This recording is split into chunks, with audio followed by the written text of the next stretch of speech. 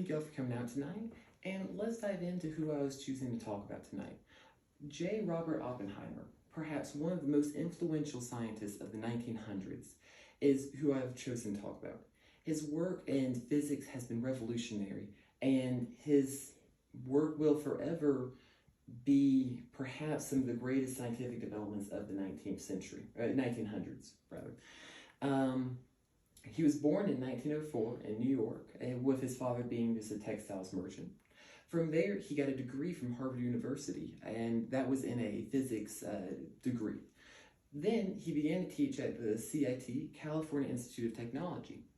His teaching there was in physics, and it led to many physicists being trained and continuing their research in a further developmental role.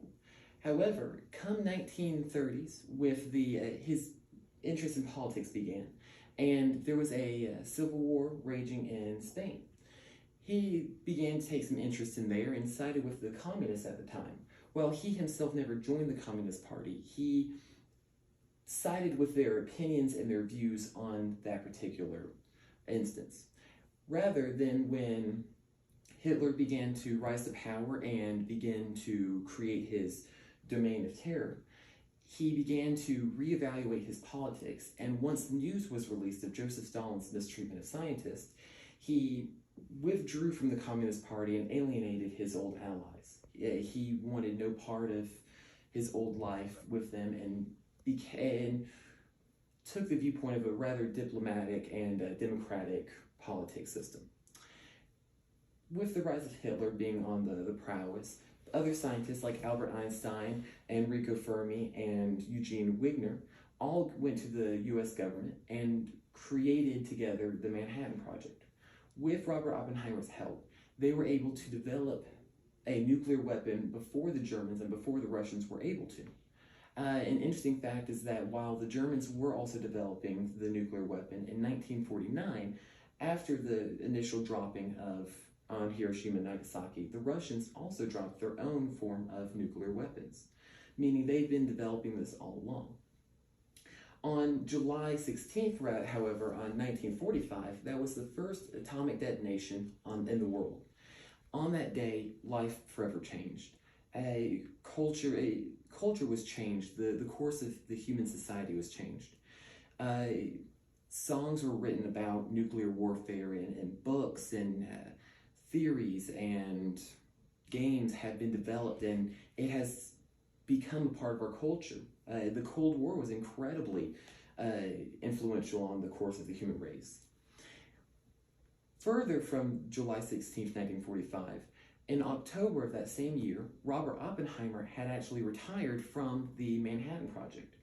He was so grieved by what he had created because at the time, the only purpose for this new recreation was pure destruction. It was death and destruction. He's actually quoted he is actually recorded saying the quote from a Hindu proverb, which is, "Now I have become death, destroyer of worlds."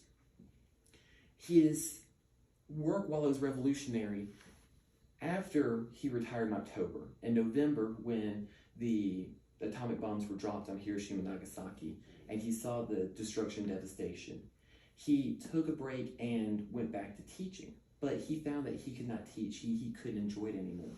So he founded a advanced studies institution.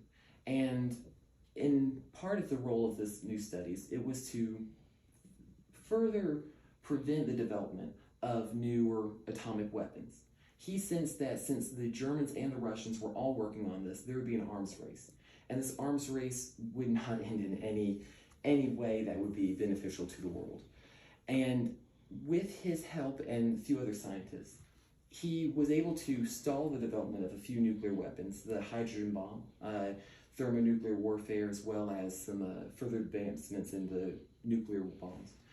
But due to his past communist associations and his pushback during the Red Wave, the communist scare, MacArthur and a few other government officials decided to remove him from his position of